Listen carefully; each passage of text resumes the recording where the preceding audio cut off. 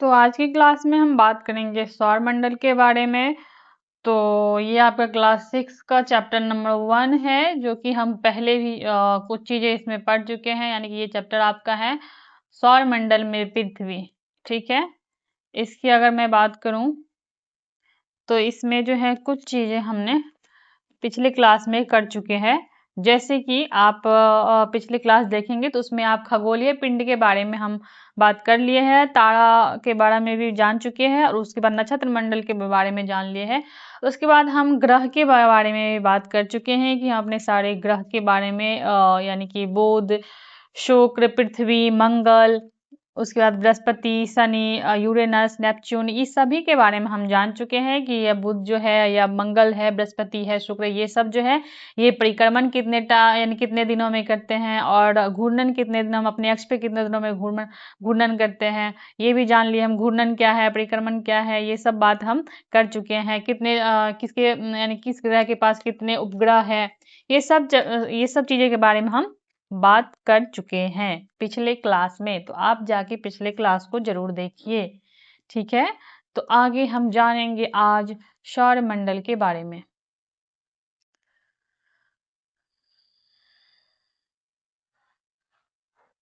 ये समझो कि सूर्य जो है वो एक तरह से क्या है, सौरमंडल का मुखिया है। ठीक है, सौरमंडल का क्या है, मुखिया है। यानी कि सूर्य, 8 ग्रह, उपग्रह तथा कुछ अन्य खगोलीय पिंड जैसे कि क्षुद्र ग्रह एवं उल्का पिंड मिलकर जो है ये सौरमंडल का निर्माण करते हैं। इसे हम सौर परिवार का नाम देते हैं, जिसका मुखिया कौन है, इसका मुखिया जो है वो सूर्य है। तो ये सारे चीज हमारा पूरा सौरमंडल बनाता है। ठीक है, ये सारे चीज मिलकर ही हमारा सौरमंडल बनता है। तो यानी कि हम इसको इस तरह से भी समझ सकते हैं। एक मिनट, ऐसे समझते हैं इसको थोड़ा सा कि देखिए, ये जो है ये हमारी पृथ्वी है। ठीक है, फिर इसके बाद जो ये सौरमंडल आएगा, ये जो दूसरा राउंड आपको दिख रहा है ये क्या है, ये हमारा सौरमंडल है। इसके बाद अगर हम गैलेक्सी बनाते हैं, यानी कि गैलेक्सी की अगर हम बात करें तो ये आपको जो दिख रहा है नेक्स्ट, ये क्या है, ये यानी गैलेक्सी मतलब आकाशगंगा। ये क्या है, ये आकाशगंगा बनेगा। ठीक है, आगे हम अगर बात करें, फिर जब हम ब्रह्मांड कहते हैं, ब्रह्मांड कहते हैं तो ये इससे भी बड़ा है ब्रह्मांड। ठीक है, यानी कि ब्रह्मांड मतलब यूनिवर्स की पूरे, मतलब कि पूरे यूनिवर्स की बात करें, यानी पूरे ब्रह्मांड, जिसे जाने कितने लाखों आकाश गंगा, जिसमें कि ब्रह्मांड में ना जाने कितने लाखों आकाश गंगाएं हैं, जो हमें नहीं पता है, क्योंकि हमें सब कुछ थोड़ी ना पता होता है, बिल्कुल नहीं होता है। तो ये सारे हो गया आपका यूनिवर्स, यानी कि सारा क्या हो गया, ब्रह्मांड हो गया। तो ये पृथ्वी, सौरमंडल, ये सौरमंडल में तो पृथ्वी के अलावा और भी ग्रह है।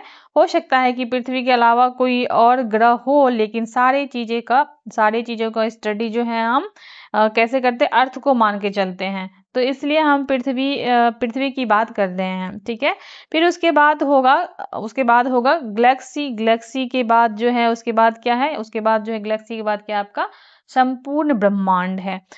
तो सौरमंडल का मतलब क्या है, रिलेटेड और to the sun and the family of the सन।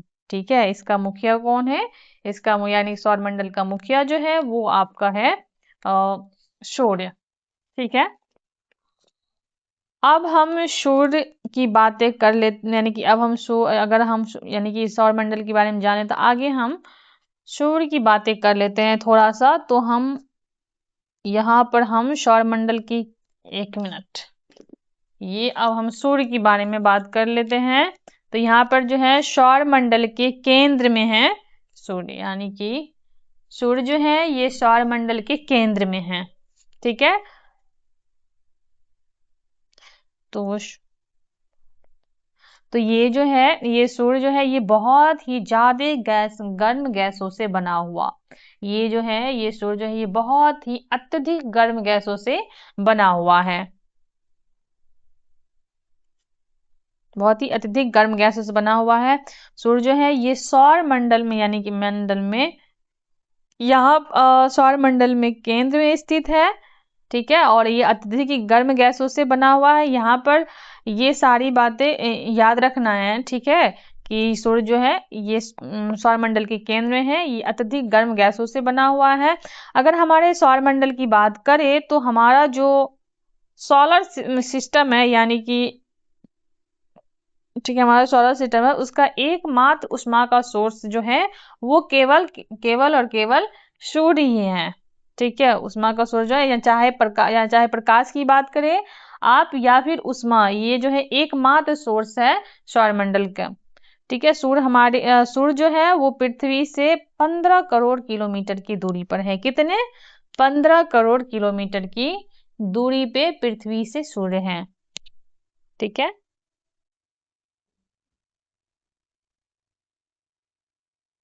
तो हमने प्लैनेट के भी बारे में देख लिया। हमारे सौरमंडल में 8 ग्रह है। सूर्य से दूरी के क्रम में अगर हम बात करें तो बुध, शुक्र, पृथ्वी, मंगल, बृहस्पति, शनि, यूरेनस, नेपच्यून ऐसे सौरमंडल में सभी 8 ग्रहों सूर्य के चारों ओर निश्चित पथ पर घूमते हैं। इन पथों को कक्षाएं कहा जाता है, ठीक है।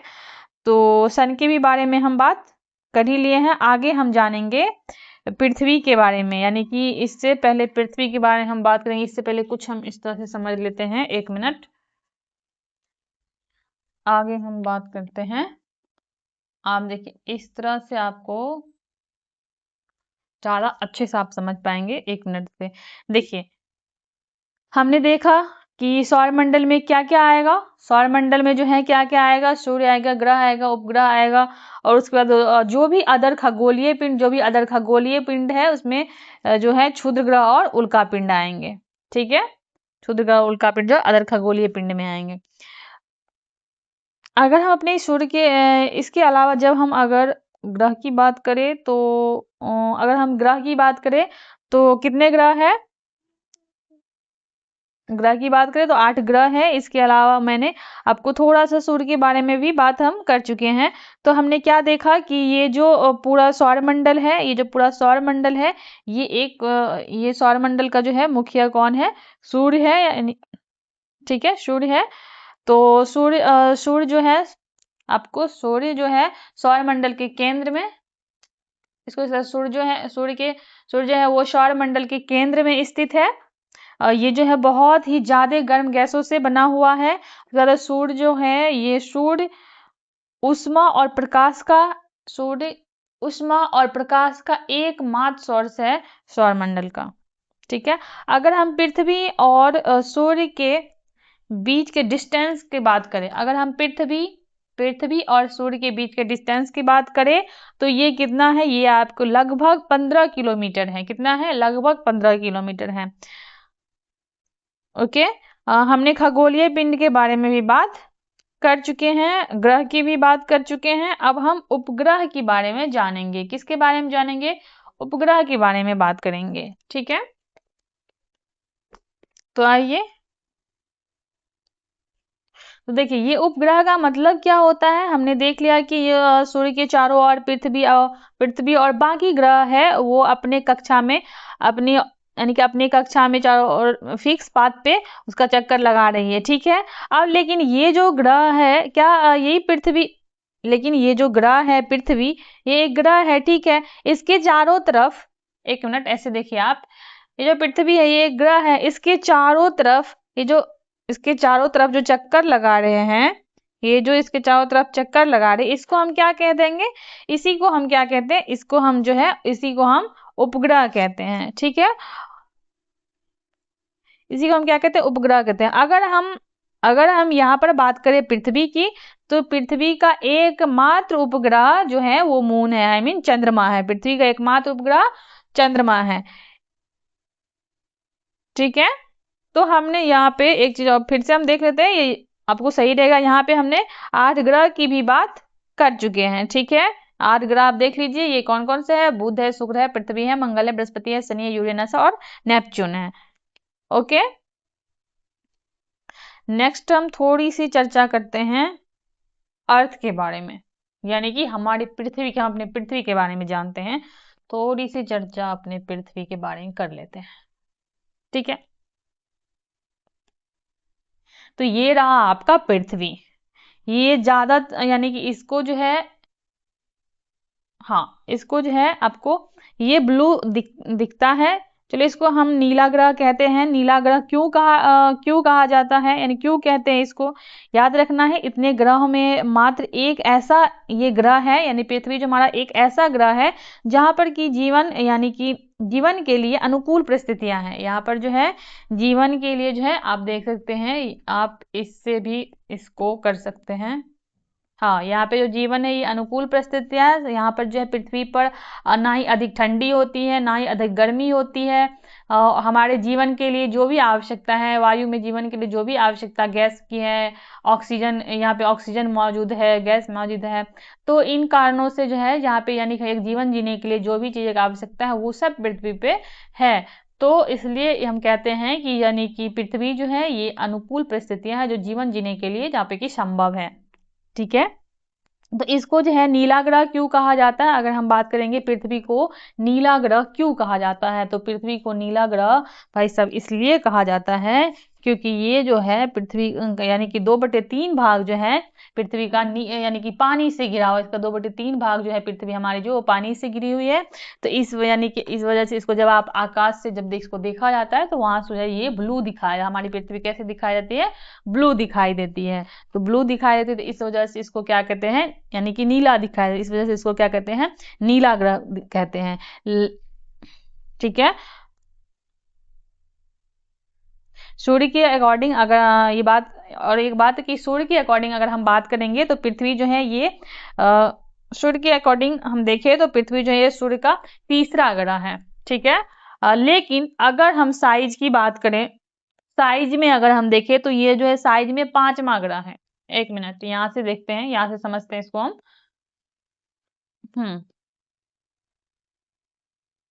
ये देखिए, जैसे सूर्य के अकॉर्डिंग हम देखते हैं तो पृथ्वी जो है ये तीसरा ग्रह है। ठीक है, लेकिन अगर हम इसकी साइज की बात करते हैं तो साइज के अकॉर्डिंग जो है ये पृथ्वी ये 5वां ग्रह है।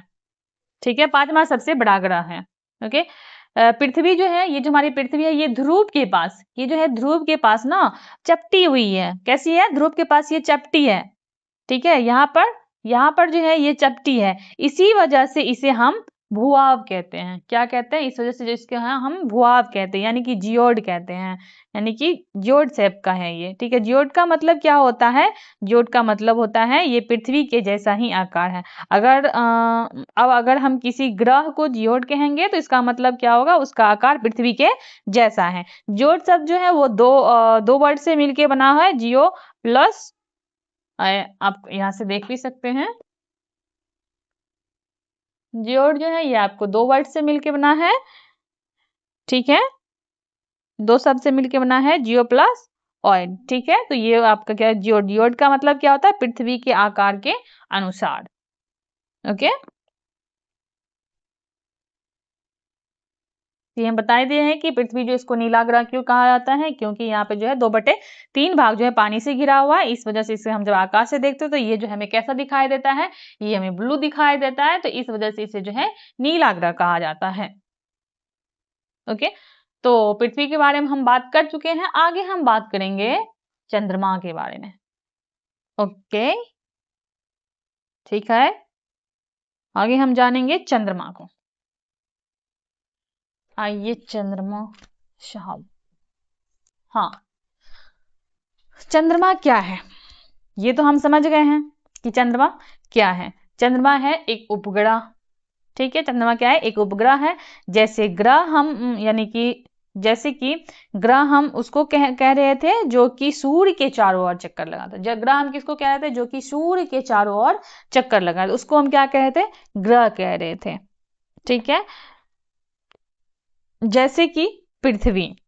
ठीक है, ये सूर्य की चारों, लेकिन अगर हम उपग्रह की लेकिन उपग्रह किसको कहेंगे, जो कि ग्रह की तरफ, जो कि ग्रह की तरफ, जैसे कि ये देखिए, ये मान लीजिए आपका पृथ्वी है।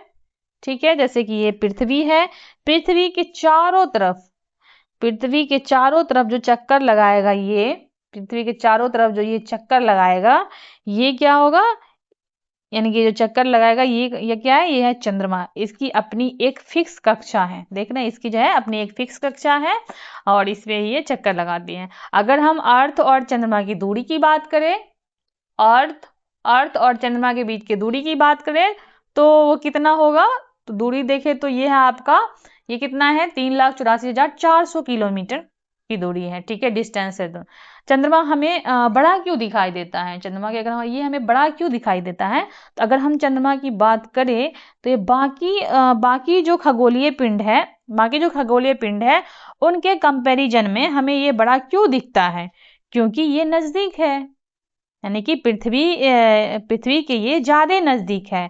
इस वजह से ये अदर खगोलीय पिंड के कंपैरिजन में, यानी कि अदर खगोलीय पिंड के कंपैरिजन में हमें ये बड़ा दिखता है। चंद्रमा पृथ्वी की परिक्रमा जो है परिक्रमा जो है कितने दिनों में करते हैं, चंद्रमा जो है ये पृथ्वी की परिक्रमा जो है ये 27 दिनों में लगाती है। कितने दिनों में, 27 दिनों में लगाती है। अगर जैसे कि, और अगर हम ये बात करें घूर्णन की बात करें, यानी कि ये अपने अक्ष के कितने दिनों में घूमती है, तो लगभग ये 27 दिनों में ही अपने अक्ष पे भी घूमती है।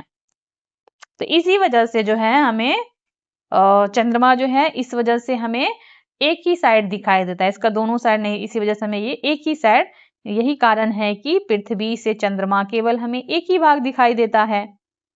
ओके, आगे हम वैसे बहुत सारे बातें जानेंगे चंद्रमा के बारे में, कि चांदमासी, चाहे हम चांद, यानी कि आगे हम बहुत सारी बातें जानेंगे कि फुल मून क्या होता है, न्यू मून क्या होता है, सुपर मून क्या है, ये सब बारे बहुत सारी बातें हम आगे और जानेंगे। अभी के लिए आप इतना ही जानिए। यही कारण है कि आगे हम बता ही थे कि चंद्रमा जो हमें पृथ्वी पर से एक ही भाग क्यों दिखाई देता है, क्योंकि वो लगभग जितने दिनों में अपने अक्ष पे घूमते उतने ही दिनों में वो एक परिक्रमा, यानी कि पृथ्वी की भी परिक्रमा करते हैं। पृथ्वी की व्यास, यानी कि पृथ्वी की व्यास से जो है ये इसका व्यास, यानी कि चंद्रमा का व्यास जो है वो पृथ्वी के व्यास, यानी कि साइज में जो है चंद्रमा का साइज जो है वो पृथ्वी के साइज से 1/4 है, ठीक है, पृथ्वी के साइज में इसका जो है पृथ्वी के साइज का 1/4 है ये, ठीक है, ओके, 1/4 है।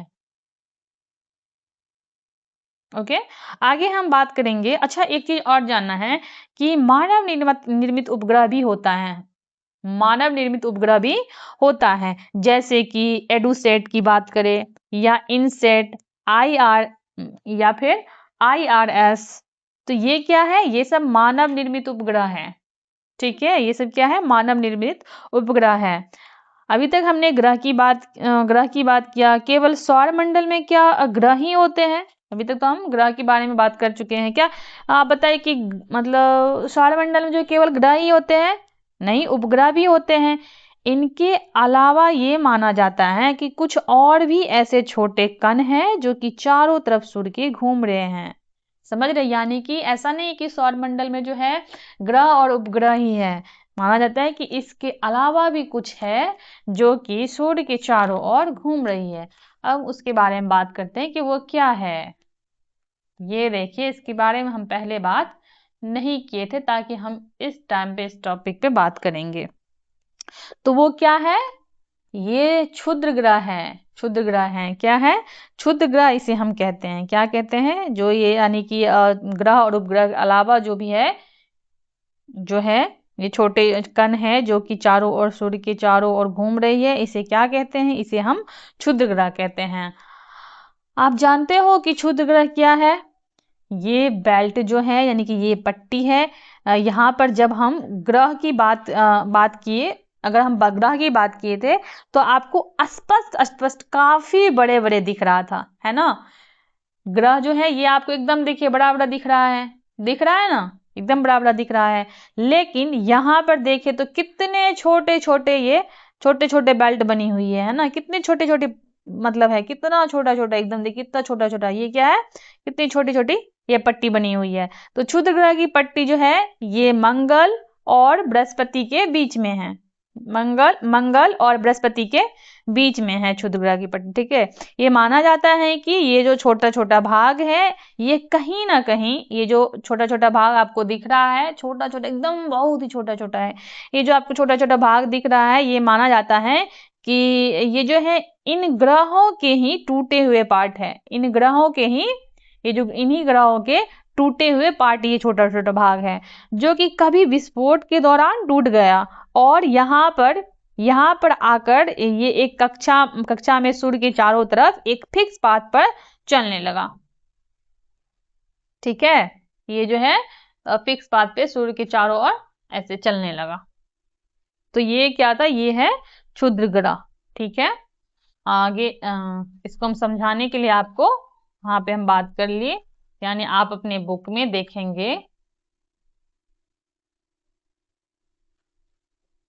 अगर हम आपके बुक की बात करें तो यहाँ पे देखिए, आप यहाँ भी देख सकते हैं तारे, ग्रह एवं उपग्रह के अतिरिक्त असंख्य छोटे पिंड भी सूर्य के चारों ओर चक्कर लगाते हैं। इन्हीं पिंडों को क्या कहते हैं हम, क्षुद्र ग्रह कहते हैं, जो कि मंगल और बृहस्पति के बीच की कक्षाओं के बीच में है।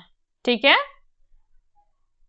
तो चलिए आगे हम बात करते हैं। तो क्षुद्र ग्रह के बारे में हम जान ली, आगे हम जानेंगे उल्का पिंड के बारे में। भाई साहब, उल्का पिंड क्या होता है इसके बारे में हम बात करते हैं।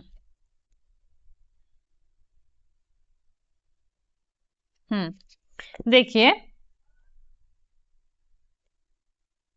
उल्कापिंड क्या है, ये सूर्य के चारों ओर चक्कर लगाने वाली पत्थरों के छोटे छोटे टुकड़ों को उल्कापिंड कहते हैं। ठीक है, ये देखिए आपको दिखेगा। सूर्य के चारों ओर चक्कर लगाने वाले पत्थरों के छोटे छोटे टुकड़े को उल्कापिंड कहते हैं। अच्छा एक बात बताओ, आपने देखा होगा कि टूटता हुआ तारा है ना, टूटता हुआ तारा तो आपने कभी ना कभी देखा होगा। तो क्या होता है कि जल्दी जल्दी प्रे करने लगते हैं हम कि टूटते हुए तारे से जो टूटते हुए तारे से जो मांगेंगे वो मिल जाएगा, तो हम प्रे करना शुरू कर देते हैं। ये क्या है, ये जो टूटता हुआ तारा है, टूटता हुआ जो तारा आप देखते हैं वो क्या है, वही उल्कापिंड है। ठीक है, उसी को उल्का पिंड कहते हैं। ये ज्यादा चमकता क्यों है, इसके बाद करते ये देखिए आपको, ये ज्यादा चमकता क्यों है, ये याद मतलब आप ये सब बातें कुछ याद रखना है कि जब ये पृथ्वी के कभी कभी नजदीक आता है ना, जब ये टूटा हुआ था, ये जब जब पृथ्वी के कभी कभी नजदीक आता है तो वायुमंडल में प्रवेश कर जाता है। तो यहाँ पर क्या होता है, घर्षण के कारण वो जब जल जाते हैं, घर्षण के कारण जो है वो जल जाते हैं और इस वजह से वहां पर तेज प्रकाश और उष्मा पैदा होती हैं। तो आपने कभी ठीक है, तेज उष्मा और प्रकाश पैदा होती, इस वजह से ये चमकता हुआ दिखता है। आपने कभी क्या उल्का झील सुना है, मतलब सुनिए आपने कभी उल्का झील, अगर आप जो उल्का पिंड से जो झील बनती है ना, वही मतलब उल्का झील होता है। आप कमेंट में मुझे बताइएगा कि उल्का झील के किसी भी कोई भी झील के बारे में आप नाम जानते हो तो आप उसका नाम मुझे कमेंट में जरूर बताइएगा। तो यहाँ पर क्या है, जब ये कभी कभी पृथ्वी पर गिरते हैं तो इसे झील का भी निर्माण हो जाती है। तो ये उल्का पिंड पत्थर के छोटे छोटे टुकड़े हैं जो कि जब पृथ्वी के नजदीक आया तो वायुमंडल के जो गैसेज और घर्षण के जो प्रभाव है उसके कारण ये गर्म होकर जल गया। इसके कारण चमकदार प्रकाश पैदा हो गया। ठीक है, पैदा होता है। तो आई होप कि आप उल्का पिंड के बारे में समझ गए होंगे। कोई दिक्कत है, नहीं होनी चाहिए मेरे ख्याल से, कोई दिक्कत है क्या। आगे हम बात करेंगे आकाश गंगा के बारे में। ठीक है, ये लास्ट है आकाश गंगा। आकाश गंगा, अभी तक हम कुछ तारे के बारे में बात कर रहे थे, ना जान कुछ तारे के बारे में, ना जाने आकाश गंगा में कितने सूर्य हैं नहीं पता है हमें ना। तो अब हम देखेंगे कि आकाश गंगा क्या है। आकाश गंगा जो ये अरबों तारों और धूल व गैस के बादलों का एक विशाल तंत्र है, जो कि ब्रह्मांड में ऐसी लाखों आकाश गंगाएं हैं। आकाश गंगाएं, ठीक है, आकाश गंगा क्या है, आकाश गंगा जो है ये अरबों तारों और धूल व गैस के बादलों का एक विशाल तंत्र है, जो कि ब्रह्मांड में ऐसी लाखों आकाश गंगाएं हैं। ठीक है, ये मतलब तो यहाँ पर हमने क्या देखा, यहाँ पे हमने देखा कि अरबों तारे जिससे कि हम परिचित ही नहीं हैं। जैसे कि हम कह सकते हैं कि हमारे जो आकाश गंगा है, मतलब तो यहाँ पे हम देख रहे थे कि अरबों तारे जिससे कि हम परिचित नहीं हैं। ठीक है, जैसे कि हम कह सकते हैं कि हमारी जो आकाश गंगा है, उन आकाश गंगा का क्या नाम है। ठीक है, उन आकाश गंगा का नाम क्या है? तो हमारी आकाश गंगा जो है, उन आकाश गंगा का नाम है मंदाकिनी। क्या नाम है? मंदाकिनी। ठीक है, तो ये आपका क्या है? आकाश गंगा। ठीक है, तो एक मिनट, तो ये हमने देख लिया। जैसे कि आप देखिए, यहाँ पे देखेंगे हम, जैसे कि ये ये क्या, ये पृथ्वी है। ठीक है, पृथ्वी के बाद क्या है? ये सौरमंडल है। फिर उसके बाद आकाश गंगा है। फिर उसके बाद क्या है? ब्रह्मांड। जाने कितने मिलियन ऑफ आकाश गंगा है, जो कि लाखों, ये सब ब्रह्मांड के पार्ट हैं।